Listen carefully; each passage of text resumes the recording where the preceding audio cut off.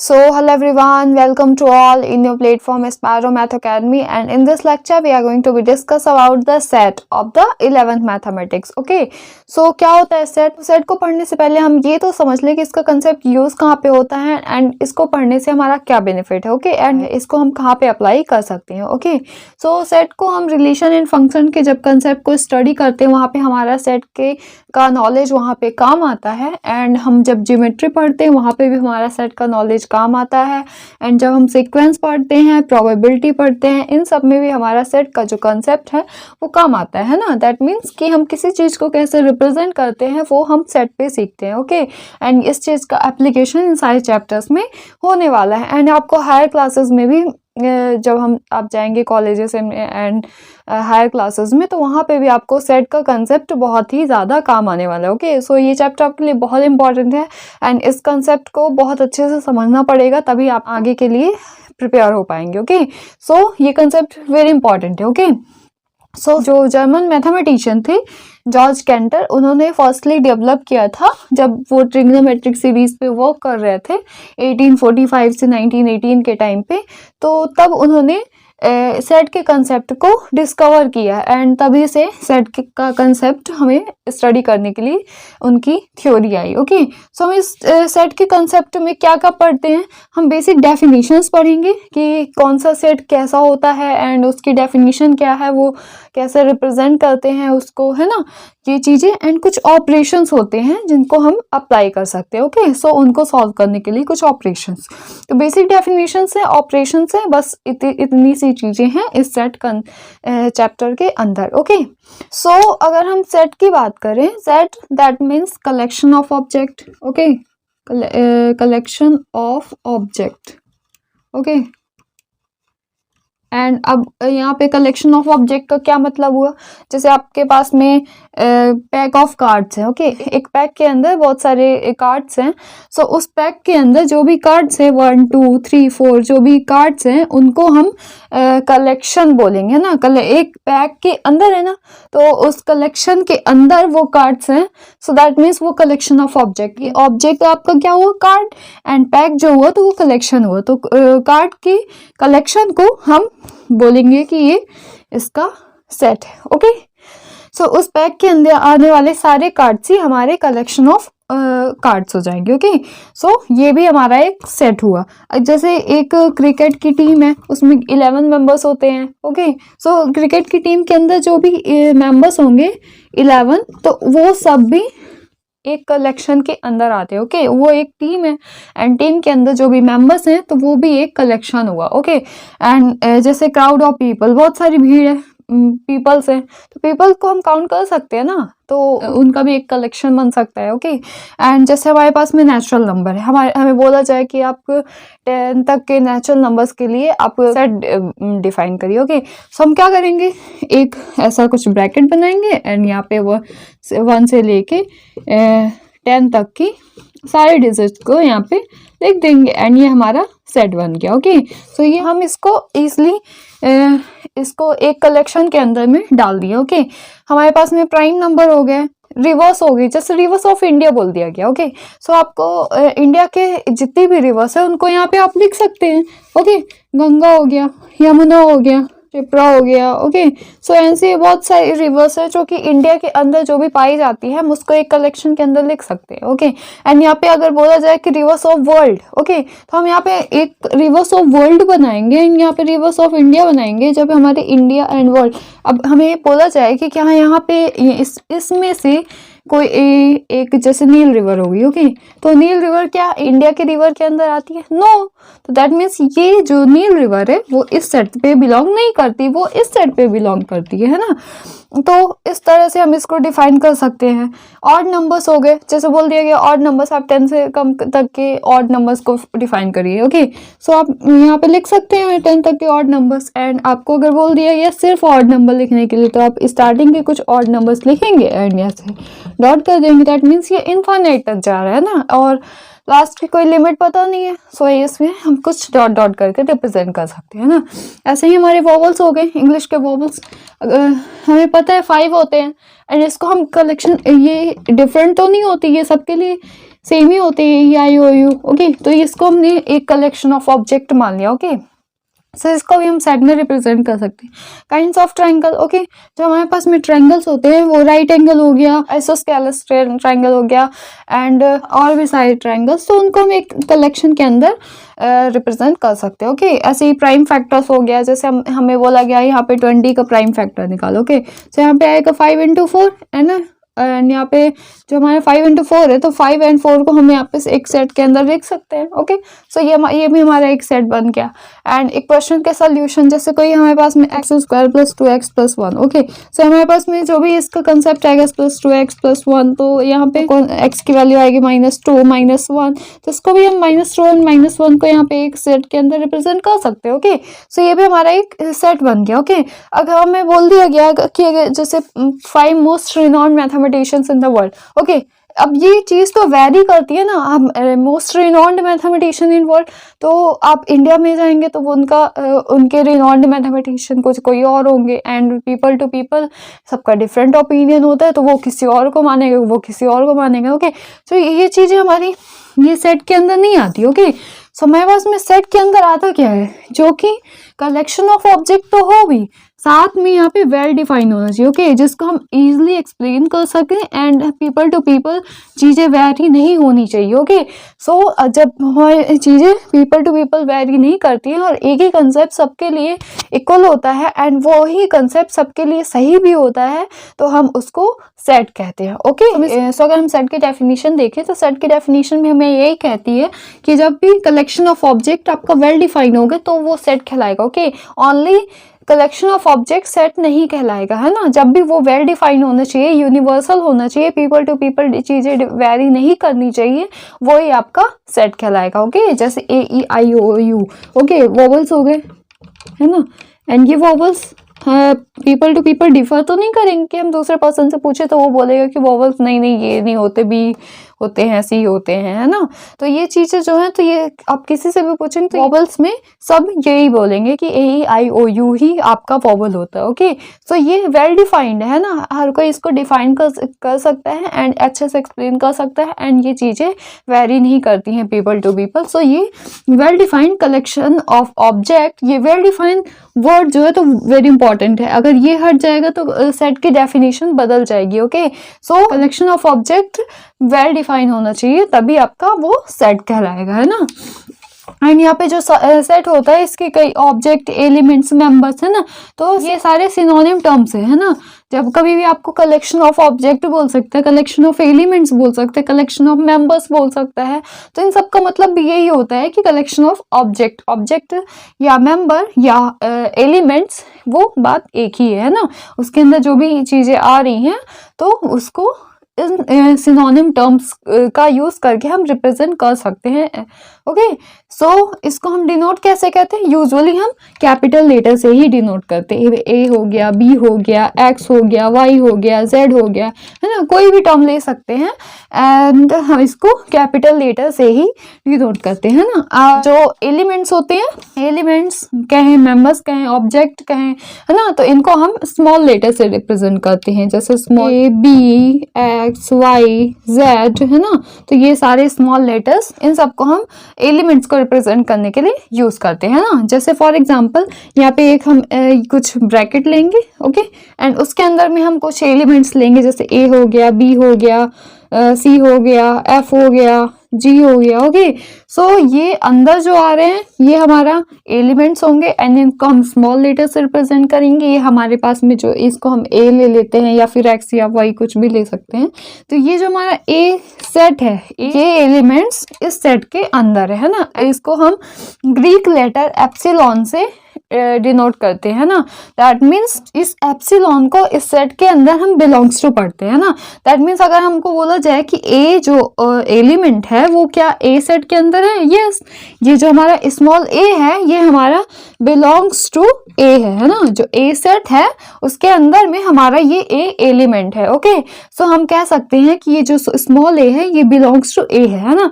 अगर यहाँ पे हमको बोला जाए कि क्या डी एलिमेंट है, तो डी एलिमेंट क्या ए सेट पे बिलोंग करते हैं? नो, यहाँ पे हमें डी नहीं दिख रहा है ए सेट के अंदर, यहाँ पे हमें डी नहीं दिख रहा है, कहीं और होगा, बट यहाँ पे हमें हमारे पास में नहीं है, तो हम इसको बोल सकते हैं कि no, it's not belongs to, okay, it doesn't belongs to A. जो डी एलिमेंट है वो हमारा सेट ए के अंदर कंटेन नहीं करता है, doesn't belongs to, okay, and इसको हम एप्सिलॉन से कट करके लिख सकते हैं एंड इस तरह से हम डिनोट करते हैं, ओके।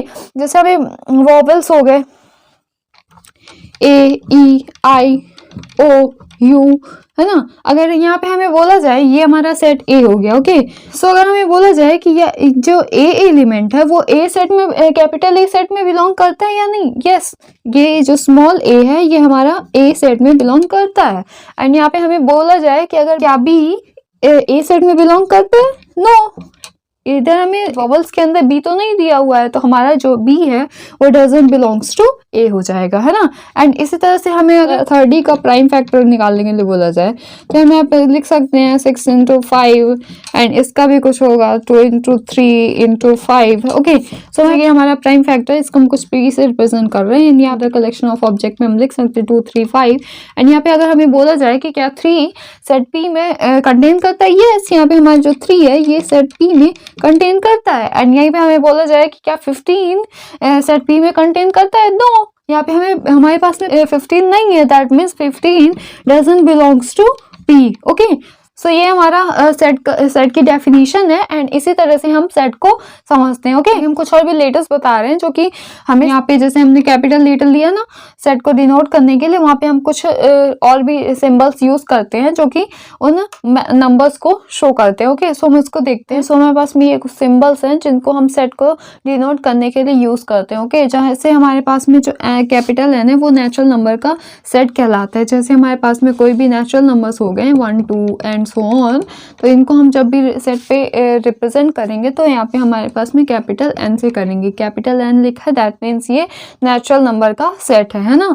एंड यहाँ पे हमारे पास में इंटीजर्स, जब भी हम इंटीजर नंबर को शो करेंगे तो यहाँ पे हमारे पास में कैपिटल जेड से डिनोट करेंगे। कहीं पे भी कैपिटल जेड लिखा है, दैट मीन्स ये इंटीजर नंबर का सेट है, ओके। एंड यहाँ पे हमारे पास में जो क्यू है वो रेशनल नंबर को शो करता है, तो जहाँ पे भी हमारे पास में क्यू आएगा दैट मीन्स कि ये रेशनल नंबर का सेट है, ओके।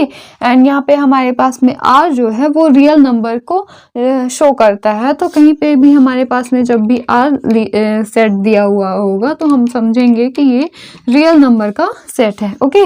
एंड यहाँ पे हमारे पास में जब भी जेड पॉजिटिव लिखा होगा दैट मीन्स ये पॉजिटिव इंटीजर्स है ना, कि इंटीजर्स -1, 0 एंड यहाँ पे +1 सब कुछ हो सकते हैं, ओके। एंड तो यहाँ पे इंटीजर्स हमारे पास में ये सब हो सकते हैं, है ना। एंड ये हमारे पास में जब पॉजिटिव इंटीजर्स बोला जाए दैट मीन्स कि हमारे पास में सिर्फ और सिर्फ पॉजिटिव डिजिट्स ही आने वाली हैं, है ना। तो जब भी हमारे पास में positive integer that means only positive digit को लेना है, नेगेटिव को नहीं लेना है। एंड हमारे पास में जब भी क्यों पॉजिटिव लिखा हो दैट मीन्स कि यहाँ पे हमारे पास में पॉजिटिव रेशनल्स है ना। जब भी हमारे पास में रेशनल नंबर्स दिए हुए होते हैं तो यहाँ पे नेगेटिव एंड 0 सारे डिजिट्स को कंसीडर करके चलते हैं। एंड जब पॉजिटिव लिखा है दैट मीन्स यहाँ पे सिर्फ और सिर्फ पॉजिटिव रेशनल्स यूज होंगे, है ना। एंड ऐसे इसी तरह से हमारे पास में जब भी r प्लस पॉजिटिव लिखा होगा दैट मीन्स यहाँ पे जब हमारे पास में real only positive real numbers हैं, ओके। यहाँ पे हमारे पास में नेगेटिव भी और सारे नंबर्स हमारे रियल नंबर्स होंगे। एंड यहाँ पे हमारे पास में जब भी पॉजिटिव लिखा है दैट मीन्स इस सेट के अंदर सिर्फ और सिर्फ पॉजिटिव डिजिट्स हैं, ओके। सो ये हमारे कुछ सिंबल्स होते हैं, ये आपके यूनिवर्सल है, ये आपको कहीं पे भी डिफरेंट नहीं मिलेंगे कि आपको कहीं पे भी बोल दिया जाए कि एन जो है तो रेशनल नंबर का सेट है, ओके।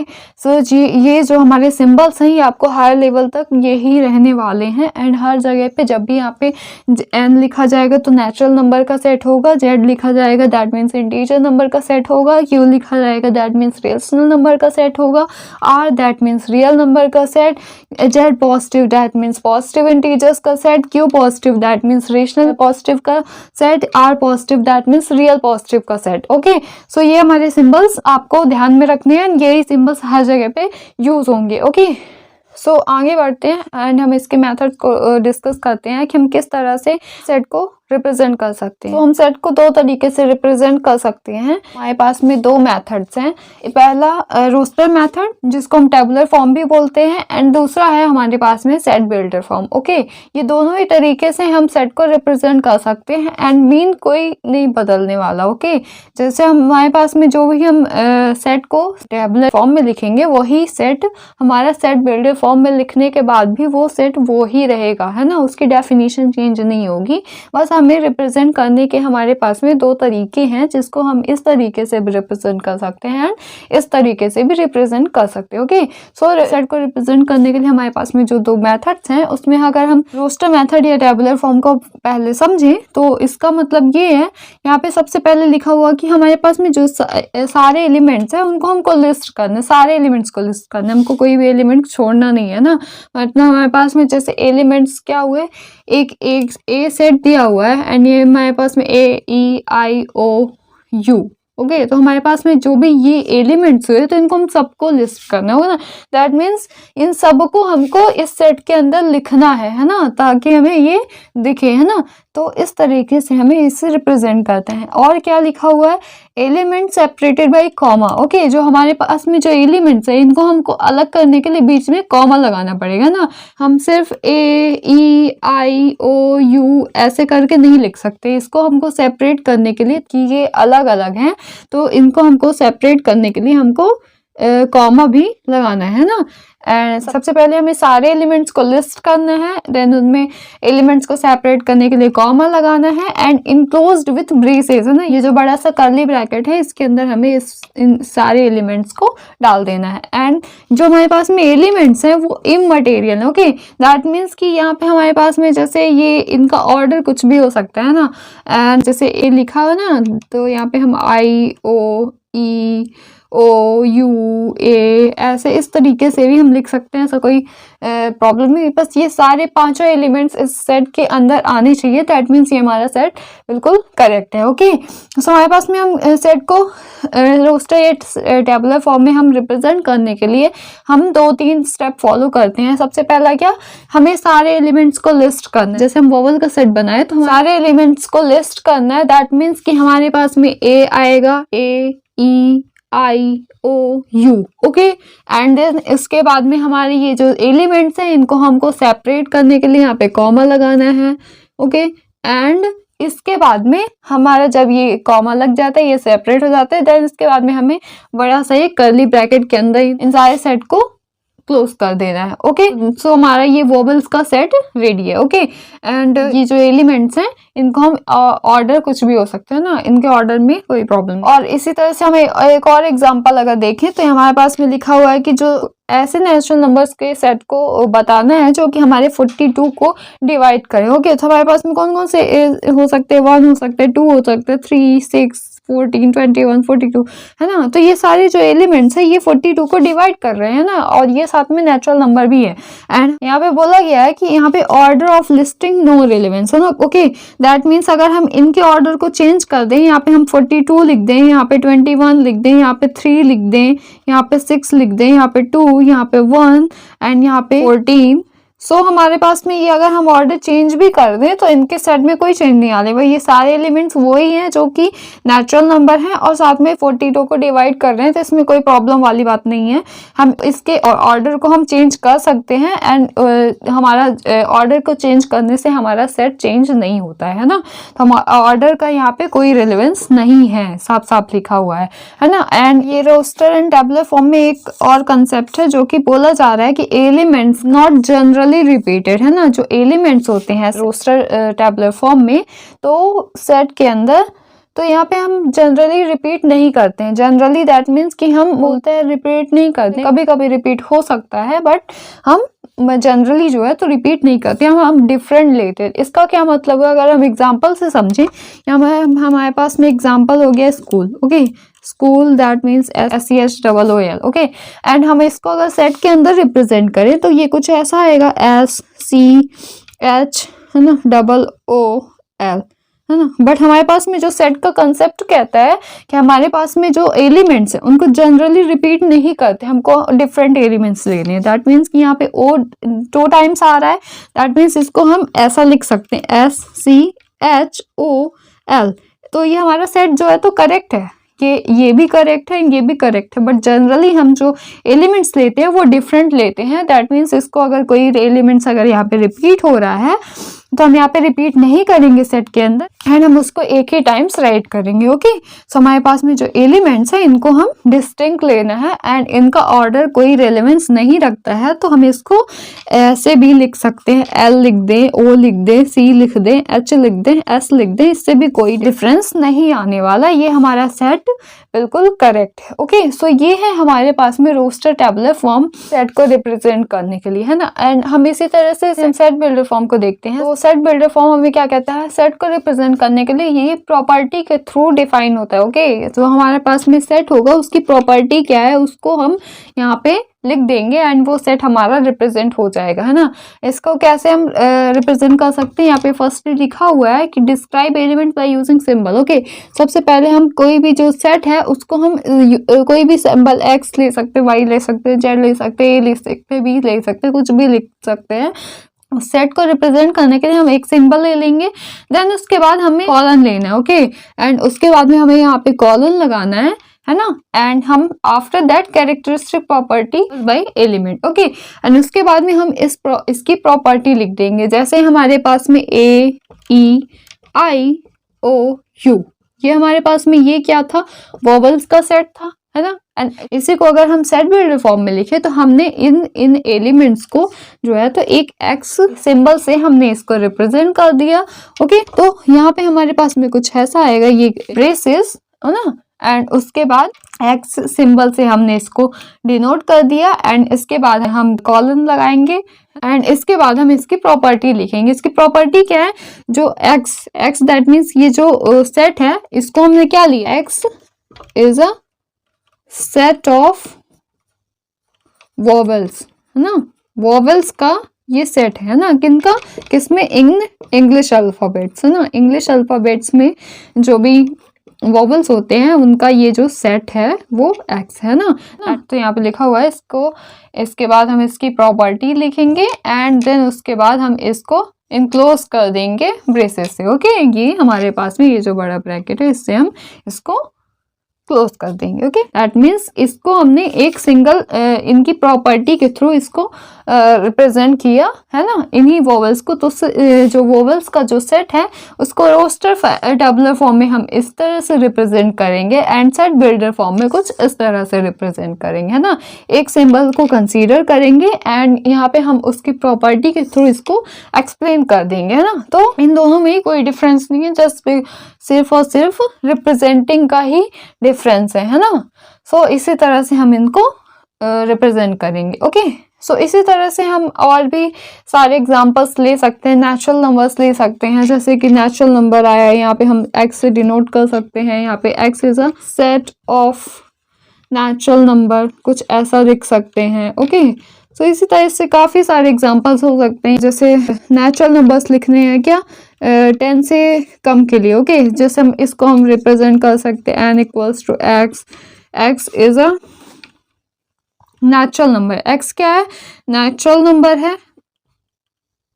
ओके, एंड यहाँ पे हम लिख सकते हैं कि x is less than 10। Okay, and कुछ हम इस तरह से भी इसको लिख सकते हैं, या फिर हम इसको इस तरह से भी लिख सकते हैं कि x and equals to x colon x is a natural number